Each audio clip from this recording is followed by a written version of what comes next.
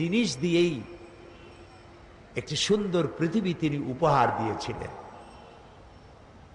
কোরআন নাজিলের মূল লক্ষ্য সম্পর্কে আল্লাহ তাআলা বলছেন, আলিফ লাম রা কিতাবুন আনজালনাহু ইলাইকা লিতুখরিজান নাসা মিনাজ যুলুমাতি ইলান নূর। আলিফ লাম রা কিতাবুন আনজালনাহু ইলাইকা, হে রাসূল আমি আপনার উপর একখানা কিতাব অবতীর্ণ করেছি এই জন্য লিতুখরিজান নাসা মিনাজ যুলুমাতি ইলান নূর, যাতে করে মানব গোষ্ঠীকে আপনি অন্ধকার সমূহ থেকে আলোর মধ্যে আনতে পারেন। এই জন্য একখানা কিতাব আপনাকে দান করেছি। নবী করিম সাল্লাল্লাহু আলাইহি ওয়াসাল্লাম এই কিতাবের বরকতে, এই কিতাবখানা দিয়েই, একটা কিতাব দিয়ে একটা বিপ্লব হয়েছে, একখানা কিতাব দিয়ে একটি রাষ্ট্রীয় একটি সমাজ বিপ্লব হয়েছে, মানুষের মধ্যে আমূল পরিবর্তন এসেছে একখানা কিতাবের মধ্য দিয়ে।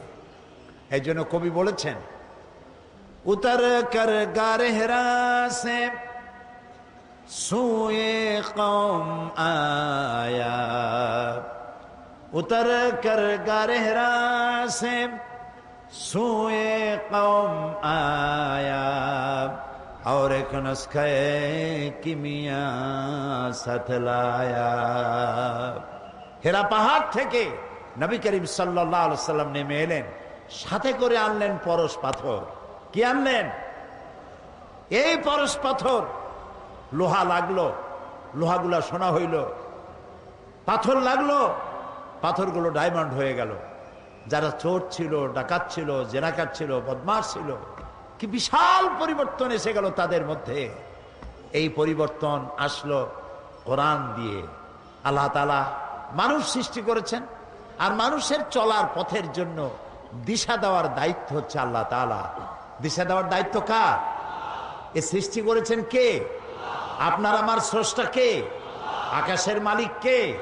জমিনের মালিক কে? সব কিছুর মালিক কে? তিনি সৃষ্টি করেছেন, আর সৃষ্টি করে তিনি একটা আইন দিয়েছেন, বিধান দিয়েছেন।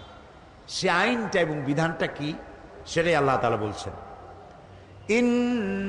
ইন্নাদ-দীনা ইনদাল্লাহিল ইসলাম।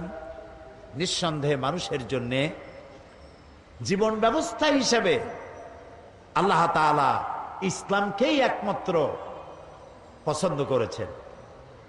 জীবন ব্যবস্থা হিসেবে আল্লাহ মানুষকে যে জীবন ব্যবস্থা দিয়েছেন, বিধান দিয়েছেন, এটার নাম হলো ইসলাম।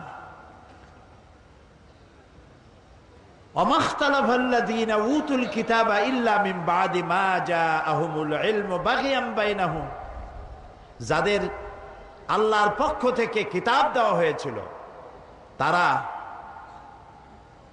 এই জীবন থেকে বিচ্যুত হয়ে পরস্পরের প্রতি নিজেদের প্রভাব বিস্তার করার জন্য হিংসার বশবর্তী হয়ে বিভিন্ন দলে উপদলে তারা বিভক্ত হয়ে পড়েছিল।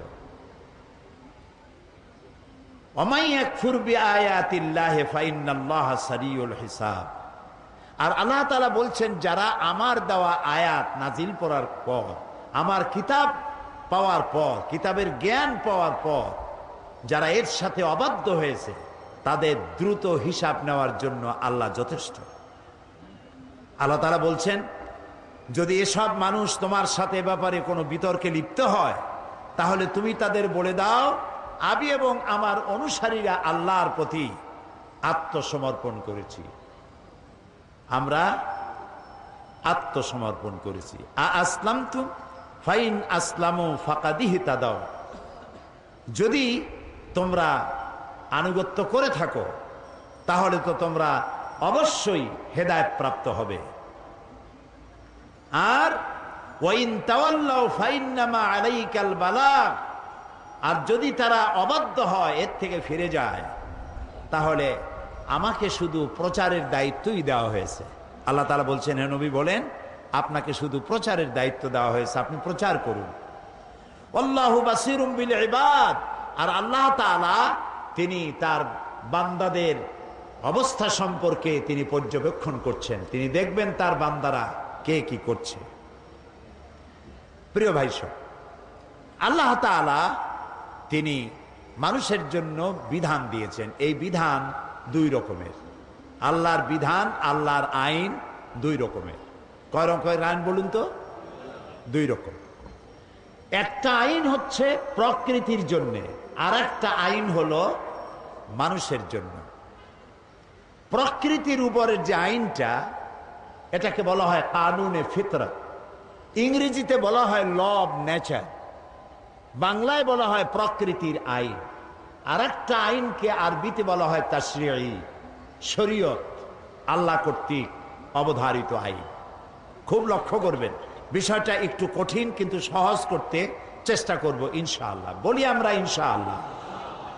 তো আল্লাহর আইন আমি বলেছিলাম প্রথমে কয় প্রকার? দুই প্রকার। একটা হলো প্রকৃতির জন্য, আর একটা হলো মানুষ আর জিনের জন্য। প্রকৃতির জন্য যে আইন, এই আইন মানতে প্রকৃতি বাধ্য, সে আইন তাদের মানতে হবে। যেমন চন্দ্র, সূর্য, গ্রহ, নক্ষত্র, পাহাড় পর্বত, কীট পতঙ্গ, নদ নদী, গাছপালা, তরুলতা, সব আল্লাহর আইন মানতে বলে বাধ্য। আল্লাহ তাআলা বলছেন, আফাগায়রা দীনিল্লাহি ইয়াবগুন ওয়ালাহু আসলামা মান ফিস সামাওয়াতি ওয়াল আরদি তাওআন ওয়া কারহা। আফাগায়রা দীনিল্লাহি ইয়াবগুন, তোমরা কি আল্লাহর দেওয়া জীবন ব্যবস্থা ছেড়ে দিয়ে অন্য কোন জীবন ব্যবস্থা তালাশ করো? ওয়ালাহু আসলামা মান ফিস সামাওয়াতি ওয়াল আরদ, যা কিছু আছে আকাশে, যা কিছু আছে জমিনে, এ সব কিছু আমার সামনে আনুগত্যের মস্তক অবনত করে দিয়েছে, ইচ্ছায় হোক অনিচ্ছায় হোক। আল্লাহর আইন তারা মানতে বাধ্য। যেমন এখন বাংলাদেশে দিন না রাত? রাত। সূর্যের এটা মজাল নাই, সূর্যের এই ক্ষমতাই নাই এখন বাংলাদেশে সে উদিত হয়। এখন সূর্য উদিত হয়েছে আমেরিকায়। বেলা যখন 12টা যা বাজবে, তখন রাত আসতে পারবে না। রাত দুপুরের সময় সূর্য আসতে পারবে না। কে নিয়ন্ত্রণ করে বলেন? আল্লাহ রাব্বুল আলামিন বলেন, লাশ-শামসু ইয়ানবাগী লাহা আন তুদরিকাল কমারা ওয়ালাল লাইলু সাবিকুন নাহার ওয়া কুল্লুন ফি ফালাকি ইয়াসবাহুন। লাশ-শামসু ইয়ানবাগী লাহা আন তুদরিকাল কমার, সূর্যের এই ক্ষমতা নাই যে চন্দ্রকে অতিক্রম করে, চন্দ্রের ক্ষমতা নাই সূর্যের সাথে ধাক্কা লাগে। রাত দিনের মধ্যে প্রবেশ করতে পারবে না, দিন রাতের মধ্যে প্রবেশ করতে পারবে না।